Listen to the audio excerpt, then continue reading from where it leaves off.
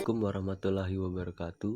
Terima kasih kepada Ibu Yori Handayani selaku dosen pengampu mata kuliah Politik Lokal.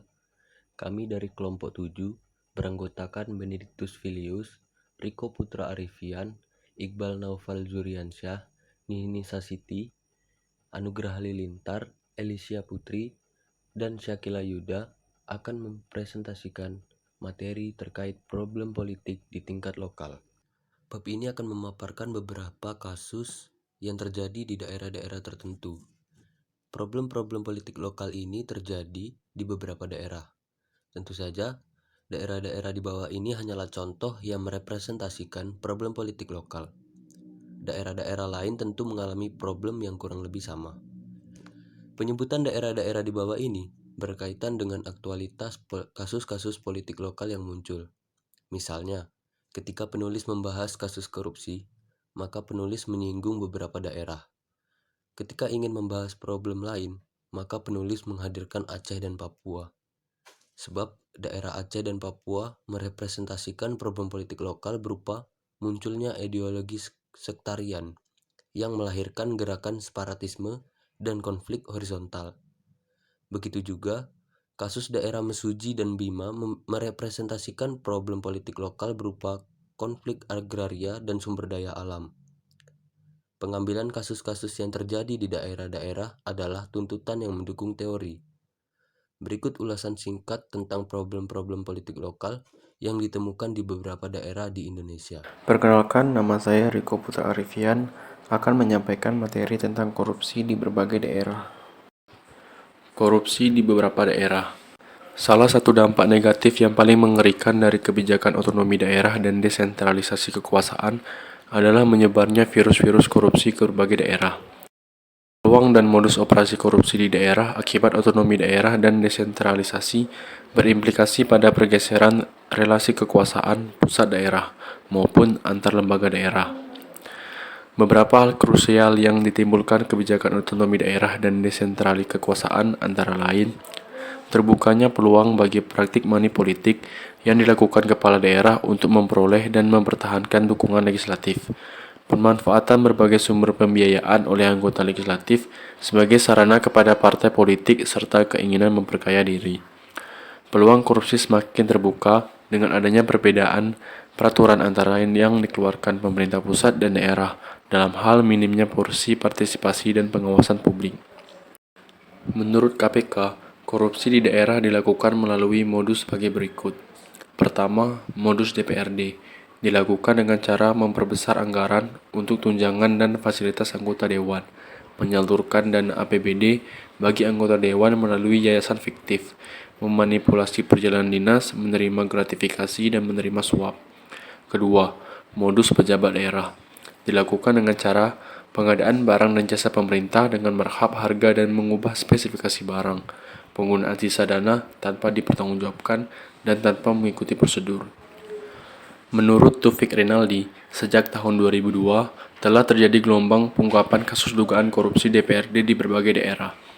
Berawal dari maraknya pemberitaan tentang korupsi DPRD Provinsi Sumatera Barat, pengungkapan kasus korupsi menjalar ke berbagai wilayah lain seperti Sulawesi Tenggara, Kalimantan Barat, Lampung, dan hampir merata ke berbagai wilayah Indonesia.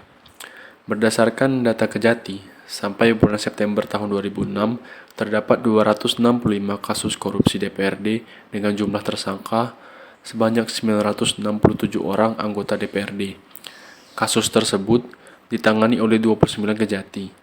Pada periode yang sama, izin dikeluarkan untuk memeriksa 327 orang anggota DPRD Provinsi dan 735 DPRD Kabupaten atau Kota. Kasus-kasus korupsi anggota legislatif dan eksekutif di daerah telah menjamur dan merata. Contoh, hampir semua anggota DPRD Kota Padang divonis pengadilan karena terbukti melakukan tindak pidana korupsi dengan menyalahgunakan dana anggaran daerah tahun 2004. Korupsi Gubernur Nanggroe Aceh Darussalam tahun 2005, kasus korupsi di Banyumas tahun 2005, kasus korupsi anggota DPRD Kota Surakarta tahun 2005, kasus korupsi Bupati Kendal tahun 2007, kasus dugaan korupsi beasiswa oleh DPRD Semarang tahun 2007. Terungkapnya kasus korupsi di atas adalah indikasi bahwa politik di daerah pun sama halnya dengan politik di pusat, yaitu memiliki penyakit kronis serupa, yaitu korupsi. Era desentralisasi dan otonomi daerah tidak serta-merta membawa kebaikan bagi daerah.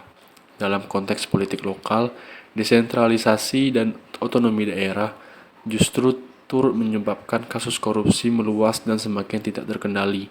Keaktifan dan kritisme masyarakat daerah dibutuhkan untuk mengontrol aktivitas politik di daerah. Kerja KPK yang semakin gesit juga dibutuhkan untuk memberantas korupsi di daerah. Korupsi terbukti menyebar di daerah, idealnya fokus kinerja KPK di daerah-daerah semestinya seganas di pusat. Dari fenomena korupsi di beberapa daerah tersebut juga memiliki kaitan dengan sistem politik patrimonial yang mendukung juga tumbuh kembangnya praktik dinasti politik pada kekuasaan pemerintah daerah. Tercatat hingga saat ini beberapa kepala daerah yang terlibat dalam kasus korupsi memiliki hubungan keluarga dengan pemegang kekuasaan dan beberapa lagi di antaranya masuk dalam lingkaran modus korupsi seperti yang KPK analisis di atas. Meruaknya praktik korupsi di beberapa daerah tentunya melemahkan spirit desentralisasi yang pada dasarnya ialah untuk mendekatkan negara pada rakyat. Namun yang muncul adalah nilai-nilai paradoks dan desentralisasi aras demokrasi lokal ternoda dengan praktik korupsi kepala daerah dan angin segar reformasi hanya mampu menyegarkan segelintir elit penguasa. Berikut adalah data korupsi beberapa kepala daerah. Yang pertama ada Ratu Atut Kosyah, Gubernur Banten. Yang kedua ada Ati Soeharti, Wali Kota Cimahi. Yang ketiga ada Sri Hartini, Bupati Klaten. Yang keempat ada Yan Anton Ferdian, Bupati Banyuasin. Yang kelima adalah Syaukani Hasan Rais, Bupati Kutai Kartanegara.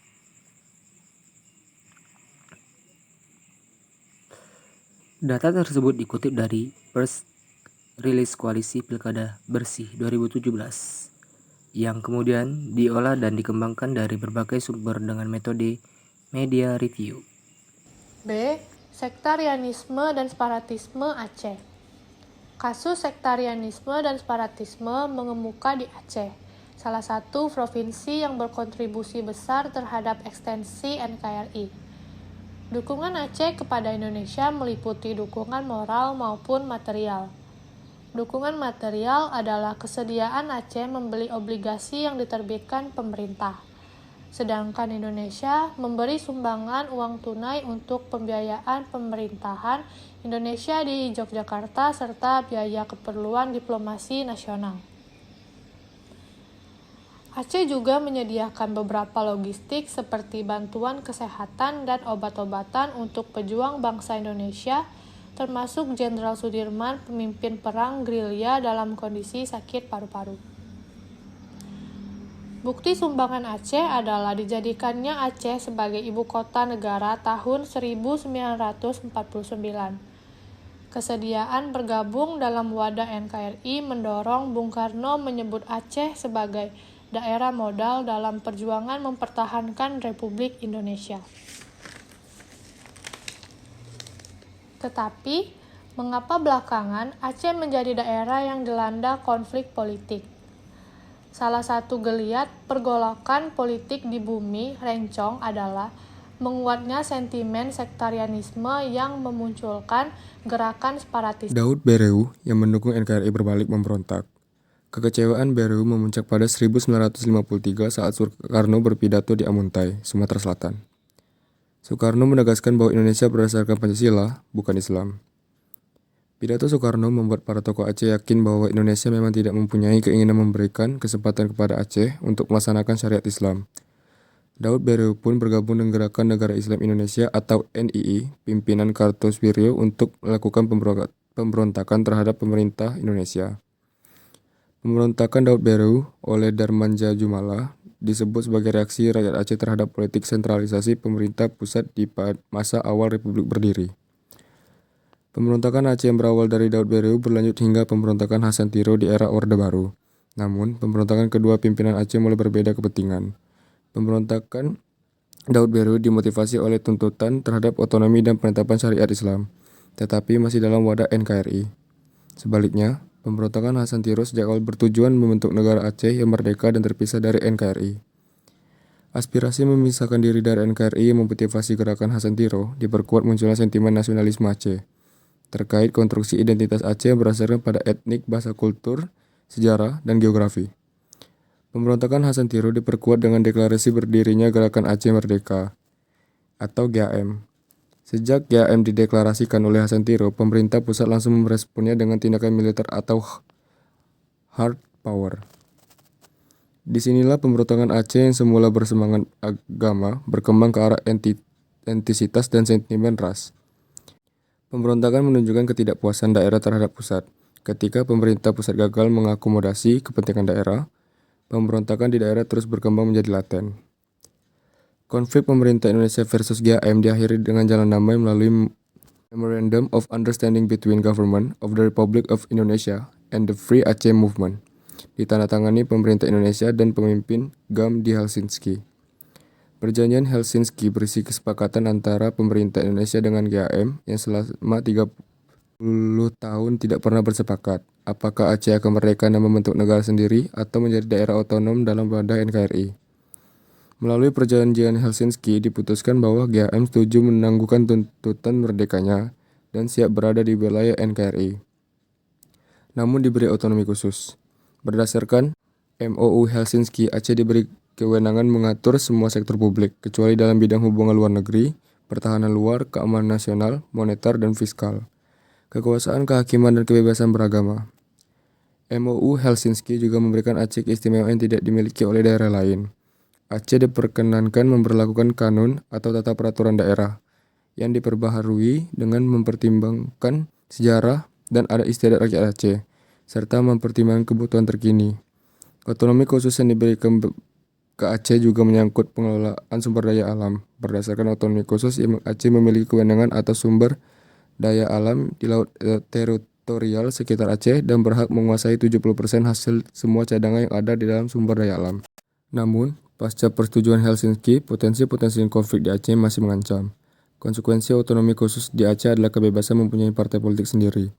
Menurut Darmansyah Jumala, partai lokal Aceh mempunyai wajah ganda sebagai peredam konflik sekaligus sumber konflik. Sebagai sumber konflik, partai lokal Aceh sering mengusung isu yang bertentangan dengan NKRI. Misalnya pada tahun 2009, Partai Aceh mengampanyekan isu mendirikan pemerintah sendiri atau self-government. Padahal istilah self-government tidak terdapat dalam keputusan Helsinki. Bagi pemerintah Indonesia, self-government merupakan konsep yang bertentangan dengan negara kesatuan. Self-government yang dipahami elit Aceh adalah bahwa Aceh berhak memiliki kewenangan luas, bendera, lambang, dan lagu sendiri. Muncul kekhawatiran bahwa Partai Aceh yang didominasi aktivis GAM merebut kekuasaan di Aceh, baik di level eksekutif maupun legislatif, sehingga konflik vertikal antara pusat dan daerah mencuat kembali. Kasus Aceh di atas adalah contoh pertarungan modal simbolik, kultural, dan histori. Pihak Aceh punya alasan historis untuk memberontak dan meminta otonomi. Pihak Indonesia juga punya alasan ideologis untuk mempertahankan NKRI. Pertarungan modal historis versus modal ideologi berakhir pada kontak senjata yang militeristik. Dengan demikian, politik lokal tidak akan lepas dari peran aktor dalam memainkan modal-modal mereka di atas pentas politik yang bermuka ganda. Muka ganda yang ditunjukkan oleh Aceh adalah adanya keinginan untuk menegakkan syariat Islam maupun menjadi negara merdeka. Namun di sisi lain, keinginan untuk mengelola sumber daya alam menjadi sisi lain yang diperjuangkan seperti tersirat dalam kesepakatan Helsinki. Perkenalkan, saya Syakila Yuda Putredian akan membahas konflik agraria dan sumber daya alam Mesuji. Problem politik lokal lain adalah konflik agraria dan sumber daya alam. Kasus ini terjadi di Kecamatan Mesuji, Ogan Komelir Iril, Sumatera Selatan pada 21 April 2011. Warga Mesuji bersengketa dengan perusahaan perkebunan sawit tentang lahan. Bentrokan ini memakan korban warga sipil. Ada beberapa hal tentang konflik Mesuji. Menurut warga masyarakat, kejadian diawali bentrok antara warga dengan orang-orang sewaan perusahaan perkebunan kelapa sawit PT SWA. Bentrokan diawali penganiayaan serta pembunuhan terhadap Syafi'i dan Macan di Blok 19, kebun PT SWA pada Kamis pagi. Mereka ditemukan dengan luka-luka mengenaskan, termasuk telinga yang dipotong dan leher yang tergorok. Pihak kepolisian memiliki versi lain. Menurut Brigjen Boy Rafli Amar, konflik sengketa lahan di Mesuji Sumsel sudah lama terjadi dan tengah diselesaikan pemerintahan daerah. Tetapi, bentrok fisik antara warga yang melarang pihak perusahaan melakukan kegiatan panen di lahan yang dianggap milik mereka. Kejadian itu memakan 7 nyawa, 2 dari warga dan 5 dari karyawan PT SWA. Dalam kasus hukuman 6 orang dijadikan tersangka, tewasnya 2 orang warga memicu kemarahan warga desa Sungai Sodong. Warga datang ke lokasi menggunakan 4 truk, mobil bak terbuka, dan sepeda motor. Boy memperkirakan 400 warga yang datang. Melihat kondisi ini semakin panas, para karyawan PT SWA meninggalkan camp. Namun, beberapa pegawai telah melarikan diri. Awal tahun 2010, langkah-langkah mediasi dengan Pemda Lampung dan upaya-upaya penyelesaian masalah sudah dilakukan. Peristiwa di Lampung juga menimbulkan banyak korban warga sipil. Boy menolak apabila pelaku pembunuhan adalah personil kepolisian. Sebaliknya, apabila polisi tidak diturunkan di lokasi, maka peristiwa yang lebih buruk lagi dapat timbul. Pengamat politik Universitas Lampung, Dr. Ari Damastuti, menilai bahwa kerusuhan Mesuji terjadi akibat gagalnya pemerintahan menangani persoalan tanah antara masyarakat dan pihak perusahaan. Apalagi Kapolda Lampung, Brigjen Jody Rosita, menyisalir bahwa belasan perusahaan di Lampung mempunyai problem terkait tanah. Semestinya, rakyat mendapatkan perlakuan yang adil dengan persoalan modal atau pengusaha. Warga harus diberikan akses yang sama dalam mengolah tanah yang notabene milik negara. Konflik agraria dan sumber daya alam di berbagai daerah menunjukkan pertentangan antara kaum proletar atau rakyat dan kaum kapasitas atau pemodal. Ekspansi kapital telah sampai ke pelosok-pelosok daerah. Salah satu objek yang hendak dikuasai pihak kapasitas adalah lahan atau tanah, baik pertambangan emas, minyak, batu bara, pasir, besi, dan sebagainya. Sayangnya kekuasaan modal seringkali berkolaborasi dengan kekuasaan birokrasi. Sementara masyarakat selalu menjadikan korban kebijaksanaan. Masyarakat yang sudah lebih dulu menempati suatu daerah harus mengalah demi kepentingan pemodal yang mendapat legitimasi kekuasaan dari pemerintahan. Daerah pun menjadi lahan incaran para kapitalis nasional maupun global. Desa bagaikan seekor semut kecil yang dikeroyok oleh dinosaurus kekuasaan yang datang dari level nasional maupun global, pemodal-pemodal besar. Selanjutnya ada konflik agraria dan sumber daya alam Bima. Konflik lahan juga terjadi di Bima, Nusa Tenggara Barat, khususnya terkait pemberian izin kepala daerah setempat kepada perusahaan yang melakukan pertambangan. Akibat pertambangan yang over, muncullah dampak negatif, yakni seperti rusaknya lingkungan masyarakat. Padahal kebijakan penambangan seharusnya dilakukan secara harmonis, dengan mempertimbangkan kelestarian lingkungan. Masalah pokok lingkungan hidup adalah pemanfaatan sumber daya alam yang melestarikannya. Melihat lingkungan yang rusak dan tercemar akibat penambangan, rakyat melakukan perlawanan dengan kantor Bupati Bima dibakar oleh massa. Menteri Energi dan Sumber Daya Mineral, Jero Waci, menginstruksikan Bupati Bima, NTB untuk mencabut izin pertambangan yang menjadi pangkal. Bupati Bima Ferry Zulkarnain sebelumnya telah memenuhi tuntutan masyarakat dengan menunda pemberlakuan SK Bupati Bima nomor 188 kepada sumber mineral Nusantara. Namun pihak pemerintahan setempat sendiri enggan menyambut izin pertambangan jika tidak ada alasan yang tepat.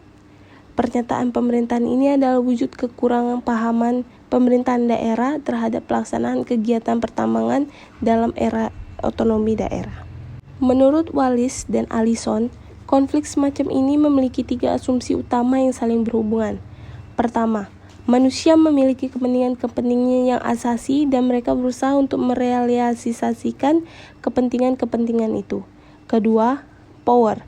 Bukanlah sekedar barang langka dan berbagi secara tidak merata. Power merupakan sumber konflik sebagai sesuatu yang bersifat memaksa. Sebagian orang menguasai sumber sedangkan yang lainnya tidak memperoleh sama sekali. Terakhir, ada ideologi dan nilai-nilai dipandang sebagai senjata yang dipergunakan oleh berbagai kelompok yang berbeda untuk meraih tujuan dan kepentingan mereka masing-masing. Berdasarkan kerangka teori tersebut, ada 3 hal yang menyulut konflik, yaitu kepentingan, kekuasaan, dan ideologi. Konflik terjadi apabila antar individu atau kelompok memiliki perbedaan kepentingan, kekuasaan, dan ideologi. Terkait pengolahan tambang di Bima, kepentingan pemerintahan dan perusahaan berserbangan dengan kepentingan masyarakat. Pemerintahan dan perusahaan ingin mengeksplorasi sumber daya alam untuk kepentingan kapitalisme, sementara warga masyarakat mengedepankan kenyamanan lingkungan hidup. Sedangkan pemerintahan Bima terkesan lebih mengutamakan ideologi kapitalis daripada aspirasi masyarakat. Dari sanalah konflik lahan di Bima bermula. Di pentas depan, kita memang tidak melihat elit birokrasi di pemerintahan Bima bekerja sama dengan para pemodal untuk kepentingan pribadi mereka. Bahkan sebaliknya, pemerintahan Bima tampil bagi pahlawan, yakni mengeluarkan berbagai izin penambangan demi kesejahteraan warga Bima. Naifnya, ketika warga Bima bersuara dan menyampaikan kerisauan hati mereka, pemerintahan enggak menyambut izin penambangan perusahaan. Akibatnya, warga terpaksa melakukan aksi pemberontakan di pentas belakang. Mereka hanya bisa mengira-ngira bahwa birokrat Bima telah dikendalikan oleh pemodal-pemodal besar yang berkepentingan mengeruk kekayaan wilayah mereka.